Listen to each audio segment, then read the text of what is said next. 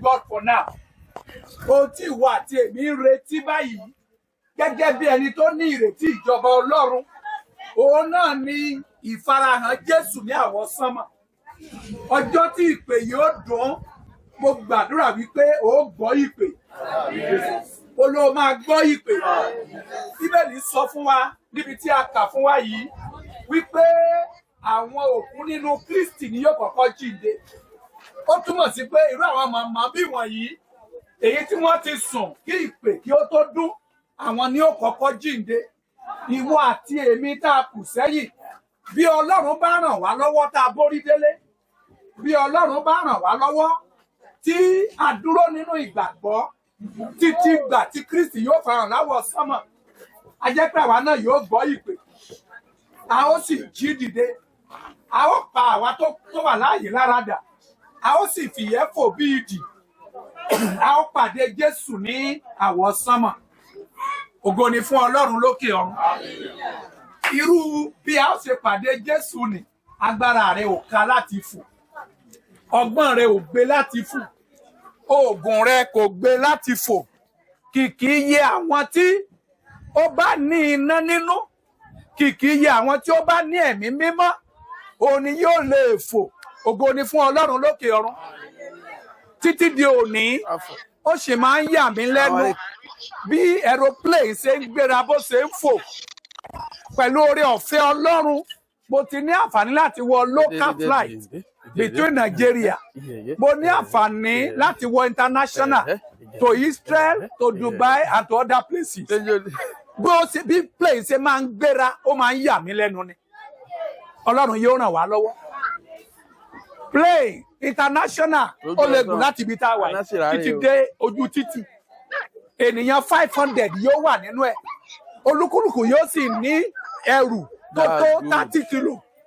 Síbẹ̀síbẹ̀, nígbà tí ó bá sá eré dé ibì kan, á sì gbéra. Amen.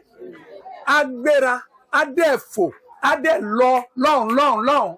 A ó dẹ̀ wà níbẹ̀ fún 6 hours. Yóò máa rìn lọ lójú òfurufú. Bí ènìyàn bá ní ọgbọ́n láti ṣe èyí, ó túmọ̀ sí wípé fífò rẹ kò nira fún Ọlọ́run. Hallelujah. So, kí o tó lè fò nínú aeroplane yẹn, ó ti gba físà ìlú tó yí nìyẹn. Ògo ni fún Ọlọ́run lókè ọ̀run. Mo ní ògo ni fún Ọlọ́run lókè ọ̀run. Ìgbé tó ń gbé ayé rẹ, ṣé o ti ní físà fún ìjọba Ọlọ́run? Kò ṣeé ṣe fún ènìyàn láti fly out of Nigeria láìsí físà níbẹ̀. Ṣé o ti ní físà? Ṣé o ti ní flight ticket? Kò ṣeé dọ́gbọ́n sí. Ọlọ́run yóò ràn wá lọ́wọ́. Ìgbà tí ó bá ní nǹkan wọ̀nyí tó lè fò, lónìí mò ń bi ọ́ léèrè, ǹjẹ́ o ti ní ẹ̀mí mímọ́? Ǹjẹ́ o tilẹ̀ jẹ́ ọmọ Ọlọ́run? Ǹjẹ́ o tilẹ̀ rò pé ọjọ́ kan náà la máa ṣerú ayẹyẹ báyìí fún ọ? Nígbà tó bá dẹ̀ ti pa ojú dé, bó ló fẹ́ forí lé? Ògo ni fọ́lọ́run lókè ọ̀run. Nítorí náà, Ọlọ́run bi ọ́ léèrè lónìí, ǹjẹ́ o tilẹ̀ rántí wípé ọjọ́ kan la ó kú? 1 Samuel chapter 14 verse 14. Ẹ bá mi wò. First or second? 2 Samuel 14:14. Ẹni tó bá rí kó bá mi kà á. 2 Samuel 14:14. Nítorí pé àwọn ṣe kí ni o? Nítorí pé ẹ sọ dáadáa. Ó fẹ́ ọkọ̀, ó ṣe kí ni? Ó kú. Àdúrà mi ni pé ọjọ́ rẹ̀ yóò pẹ́ bíi ti màmá. Gbogbo ènìyàn sì kọ́ ní ọjọ́ rẹ̀ ń pẹ́. Wọ́n sọ fún wa ní tẹnìkan tó kú ní Ìlọrin níjẹta.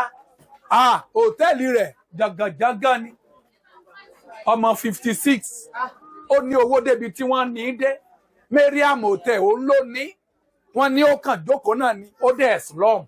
And that is all. Àìmọye àwọn tó ń jókòó tó sì ń kú. a sọ fún mi nípa ti ìyá kan lówùúrọ̀ kùtùkùtù ó jókòó sínú ilé ara rẹ̀ ó gbé bíbélì sí itan rẹ̀ bí ẹni tí ó ń kà á nígbà tí ó sì di bí aago 9 àwọn pásítọ̀ wọn ò rí ní ìsìn òwúrọ̀ náà bá wá sílé pé màmá ò kì í fo ìsìn òwúrọ̀ kí ni ìbá ṣẹlẹ̀ kí ni ìbá dé ọmọ ọ̀dọ̀ gan ò mọ̀ pé màmá ti kú sórí àga tó jókòó sí.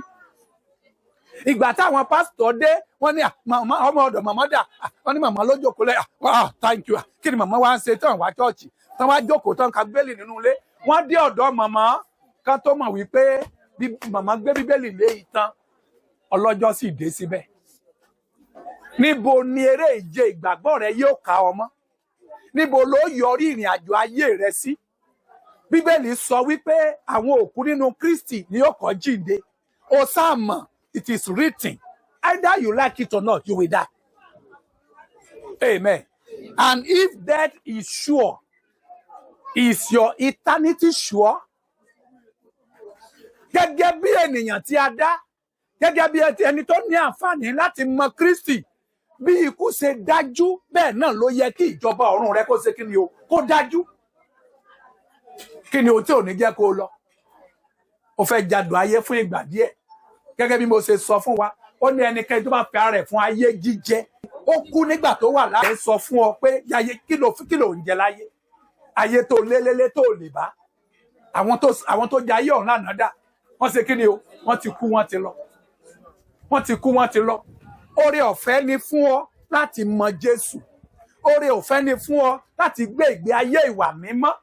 À ń pè ọ sínú ìgbé ayé ìwà mímọ́ pé kí o fi ayé jíjẹ sílẹ̀, kó o ní ìdánilójú ìgbàlà ọkàn, kó o ní Jésù Kristi nínú ayé rẹ, kí ìdánilójú rẹ kó dá ọ lójú pé bí ìpè bá dún lónìí, èmi náà máa fi yẹ fò bíìdì.